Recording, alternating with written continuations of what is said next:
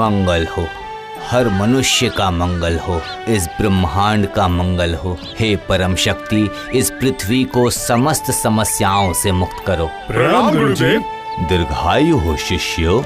गुरुदेव, आज आपने एक ही वक्त एक ही समय में हम सबको यहाँ याद क्यों किया है? क्या आप हमें आज कोई नई शिक्षा प्रदान करने वाले हैं? विचलित होने का ऐसा कोई कारण नहीं है वत्स। तुम लोग मेरे सारे छात्रों में से सबसे उत्तम छात्र हो। तुम लोगों को आज यहाँ एकत्रित करने का आज कोई दूसरा कारण है। आज आप लोगों की शिक्षा संपन्न हुई है। कल से आप लोगों का नया जीवन आरंभ होगा। इतने दिन तुम लोगों ने जो भी कुछ सीखा है उसी शिक्षा को देश विदेश में फैलाओ और अपने आत्मविश्वास को बढ़ाओ। हम धन्य हो गए गुरुदेव, हम धन्य हो गए। जाइए, अब सब लोग विश्राम कीजिए। जो आज्ञा गुरुदेव, जो आज्ञा।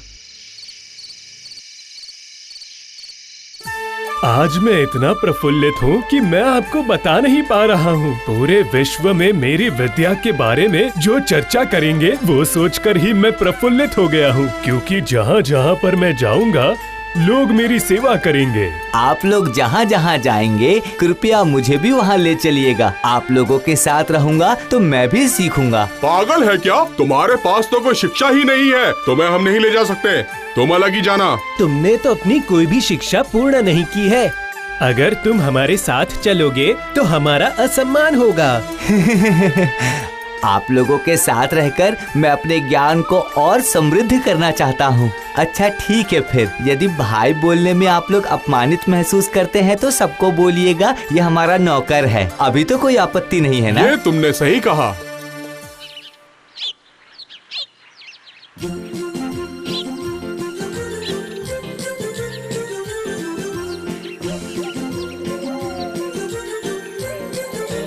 सुनिए भाई, यहाँ थोड़ा सा विश्राम कर लेते हैं। ये आपने उत्तम बात की। अब हमें अपने भोजन के लिए कोई व्यवस्था करनी होगी। अरे वाह, इस पेड़ पर तो कितने फल हैं। चलो चलो इन्हें तोड़कर खाया जाए।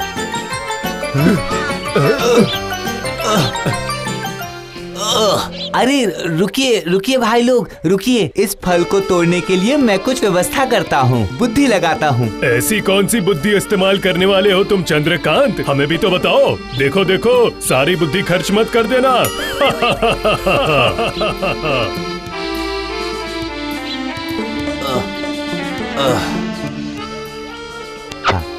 दोस्तों, तुम लोगों ने किताबी ज्ञान तो बहुत लिया है, लेकिन समय के अनुसार जो ज्ञान लगता है वो आप लोगों के पास कम है। जो भी हुआ, अब हम आगे बढ़ते हैं।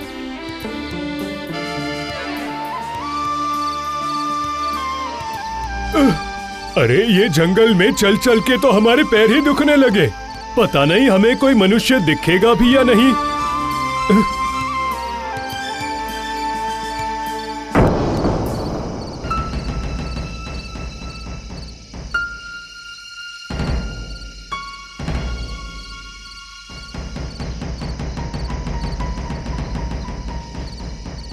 अरे देखिए देखिए, रास्ते में कितने सारे हड्डियों के टुकड़े बिखरे हुए हैं। हाँ सही बोल रहे हो। ये किसकी हड्डी है? यहाँ क्यों पड़ी है? ये निश्चित ही कोई जंगली जानवर की हड्डी लग रही है। अरे वाह वाह, क्या ये भी तुम्हारे चतुर दिमाग का फल है? वाह वाह, क्या बात है तुम्हारे दिमाग की। अरे नहीं दोस्त, ये तो साधारण ज्ञान है। जंगल में जंगली जानवर की ही हड्डी तो मिलेगी, और किसी की हड्डी कैसे मिल सकती है? वो तो तुम सही कह रहे हो, पर ये आखिर किस जानवर की हड्डी है? क्या हम किताबी ज्ञानों से ये जान पाएंगे? हड्डियों को देखकर तो ऐसा लग रहा है जैसे ये जंगल के राजा शेर की हड्डी है। मुझे तो ये हड्डी देख के लगता है कि मुझे तो ये हड्डी शियार की लगती है। पता नहीं चंद्रकांत को ये शेर की हड्डियाँ क्यों लग रही है, मैं समझ नहीं पा रहा। इस विद्या का नाम है सजग ज्ञान। ठीक है, ये सब हम कल तय करेंगे। अभी हम लोग विश्राम करते हैं। चलो चलो चलते हैं।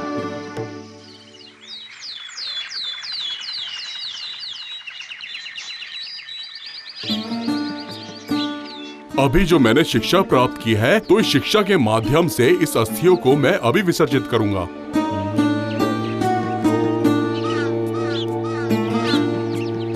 हे गुरुदेव, आपकी दी हुई शिक्षा, ज्ञान, आशीर्वाद व्यर्थ ना जाए।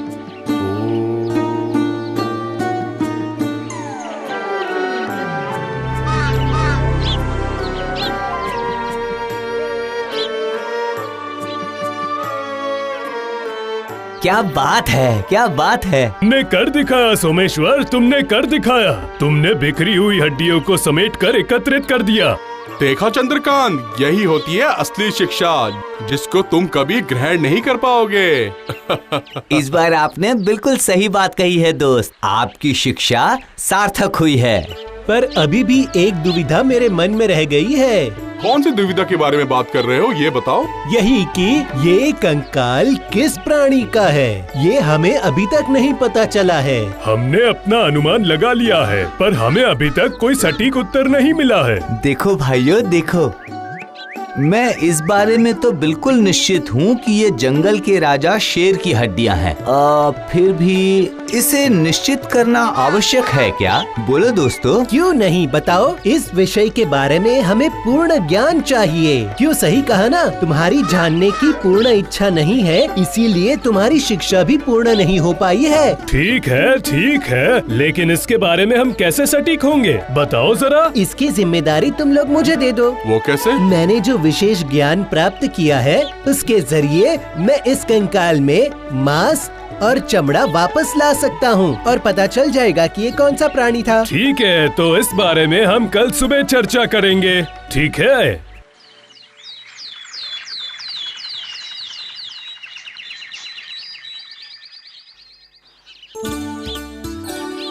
हम लोग निकले थे देश भ्रमण के लिए, लेकिन फिर भी हम बहुत विलंब कर रहे हैं। अरे ओ चंद्रकांत, तुम्हारे अंदर की ये जो जलन है वो हमें साफ दिख रही है। नहीं भाई नहीं, ये आप बहुत गलत बोल रहे हैं। तो चलो अब समय बर्बाद न करते हुए हम अपनी परिकल्पना पर काम करते हैं। तो अब शुरू करें, चलो। हे गुरुदेव, मुझे आशीर्वाद दीजिए। आपकी दी हुई शिक्षा द्वारा मैं इस कंकाल में मांस और चमड़ा भरना चाहता हूँ।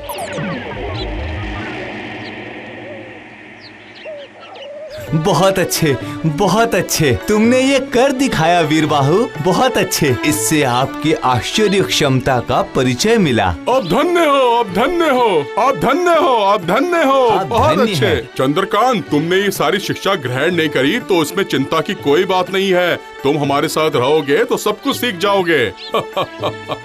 हाँ, मैं अपने दोस्तों के लिए गर्व अनुभव करता हूँ। तो फिर हम क्या अपनी यात्रा शुरू कर सकते हैं? अरे तुम्हें क्या पता, गुरु की खास विद्या तो मेरे पास है, जिसका प्रयोग मैंने किया नहीं। कौन सी विद्या? प्राणदान की विद्या। अकेला मैं ही इस विद्या को ग्रहण कर पाया हूँ। क्या बोल रहे हो रामनाथ, ये श्रेष्ठ शिक्षा भी तुमने ग्रहण कर ली? आखिर कैसे? हाँ, ताकि तुम लोगों को ये झूठ ना लगे, इसीलिए मैं ये विद्या का प्रयोग इस शेर पर करूँगा। असंभव, आप लोगों के ज्ञान को क्या हुआ है? आप लोग शेर का प्राण लौटाने की बात कर रहे हैं। तुम मना क्यों कर रहे हो?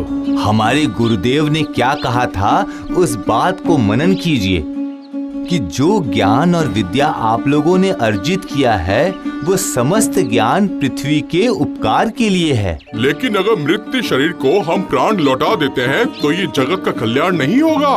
हर प्राणी जगत के नियम के अनुसार ही प्राण त्याग करता है। प्रकृति के विरुद्ध जाना सही नहीं होगा।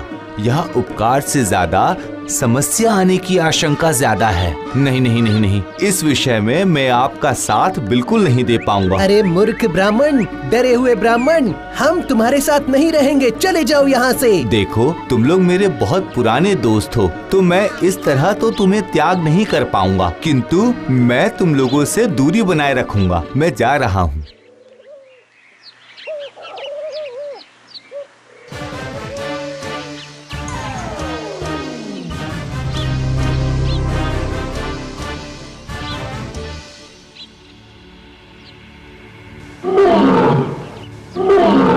देखो भाई सोमेश्वर, देखो देखो देखो, ये देखो, विश्व की सबसे श्रेष्ठ विद्या मेरे पास है। नहीं! हाय हाय हाय, इसी कारण से मैं डर रहा था। सिर्फ पोथी पढ़ने से ही संपूर्ण ज्ञान नहीं मिलता है। वास्तव बुद्धि का भी प्रयोग करना चाहिए। लेकिन आप लोगों ने मेरी बात नहीं मानी। आप लोग मेरी बात मानते तो ऐसी अवस्था कभी नहीं होती, कदापि नहीं होती।